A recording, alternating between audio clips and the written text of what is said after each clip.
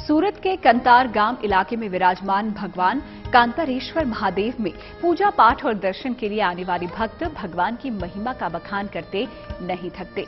लेकिन इस धाम में भगवान शंकर का जिस तरह से श्रृंगार होता है वो भक्तों के मन में रम जाता है।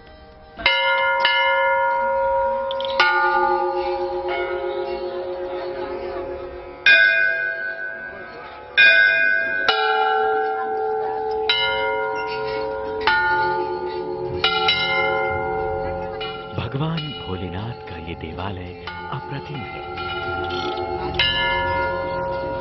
जिस धरा पर भगवान भोलेनाथ सोमनाथ और नागेश्वर स्वरूप में विराजमान है, उसी धरा पर सदियों से भगवान शंकर का ये शिवरूप भक्तों को जीवन कल्याण का आशीष दे रहा है।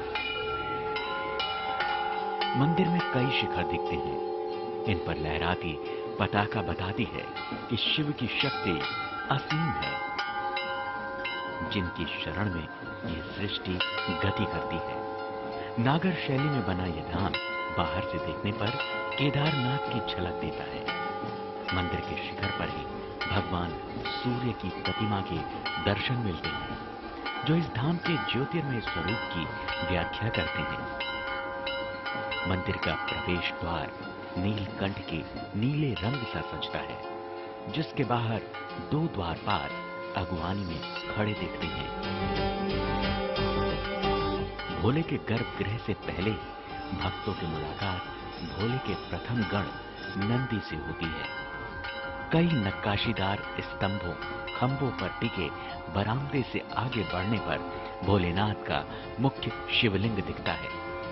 तांबे के कुंड में विराजमान भगवान भोलेनाथ का ये शिवलिंग 5 प्रखंडों में दिखता है, जिसे देखते ही मन में असीम शांति की अनुभूति होती है। लेकिन जब इस धाम में संगीत की धुन पर वैदिक मंत्रोच्चार के साथ साथ बाबा भोलेनाथ का श्रृंगार और उनकी आरती का विधान आरंभ होता है, तो धाम कैलाश जैसा प्रतीत होता है।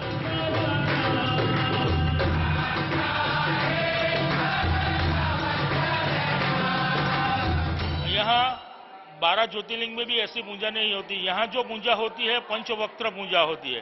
शिव जी के जो 5 मुख है वो अलग अलग पुष्पों से अलग अलग नैवेद्य से उनकी पूजा होती है।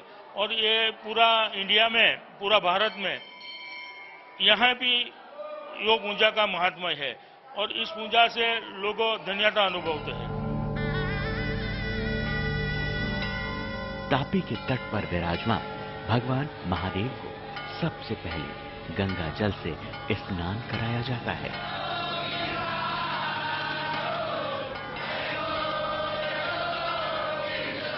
इसके बाद भोलेनाथ को भस्म का लेपन किया जाता है।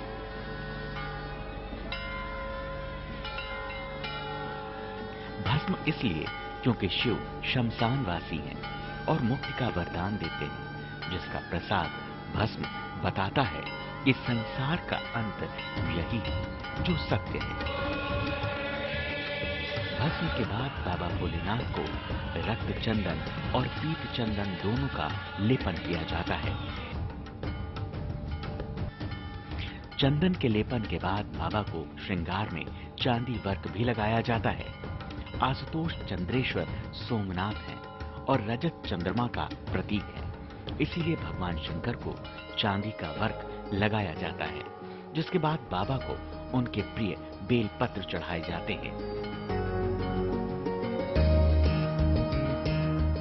बेलपत्र के बाद बाबा को पुष्पों से सुसज्जित करते हैं। तरह तरह के रंग और खुशबू वाले पुष्पों से बाबा भोलेनाथ सजते हैं।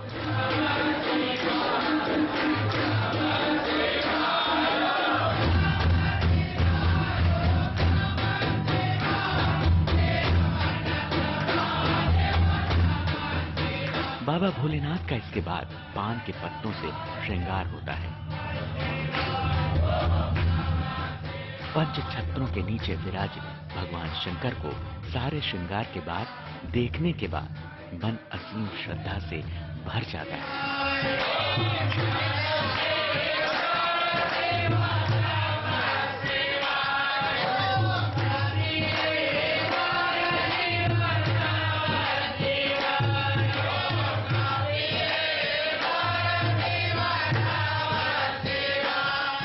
सबसे ऊपर भगवान शंकर के मनमोहक मुखौटे को रखा जाता है।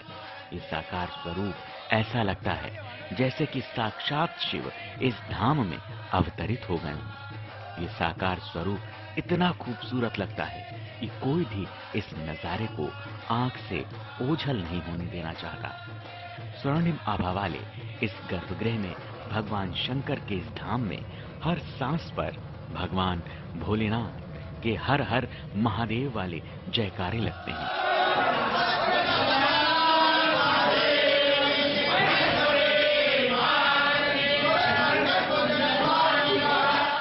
सावन महीने की तिथि से लेकर भगवान शंकर की हर एक त्योहारी तिथि पर इस धाम में तिल रखने की जगह नहीं होती। विशेष महत्व श्रावण मास का है, जो शिव जी का प्रिय मास है। वो श्रावण मास में आप यहाँ खड़े भी नहीं रह सकते, इतनी पब्लिक आता है। भक्तों की खूब आस्था है इस मंदिर प्रति। और महाशिवरात्रि है, महाशिवरात्रि के दिन भी यहाँ से महादेव जी की पालकी यात्रा निकलती है, गांव में घूमती है और रात को महाआरती का कार्यक्रम होता है।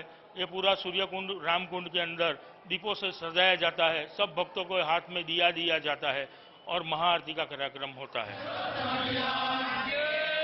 इसमें कोई संदेह नहीं कि ये धाम पौराणिक है। इस धाम में हर कामना पूरी होती है।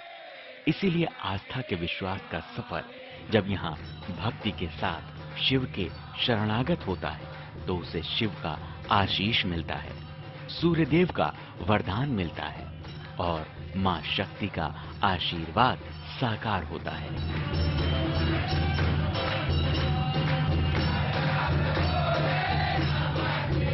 सूरत के कंतेश्वर शिवधाम से संजय राठौर के साथ bureau report, good news today.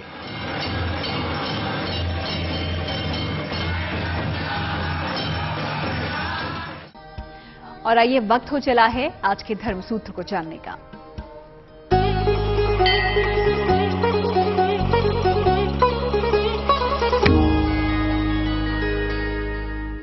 भगवान की आरती जब उतारते हैं तो वो इसलिए उतारी जाती है कि जो भगवान की जो ऊर्जा है, जो भगवान की शक्ति है, वो आरती के अंदर निहित हो जाती है।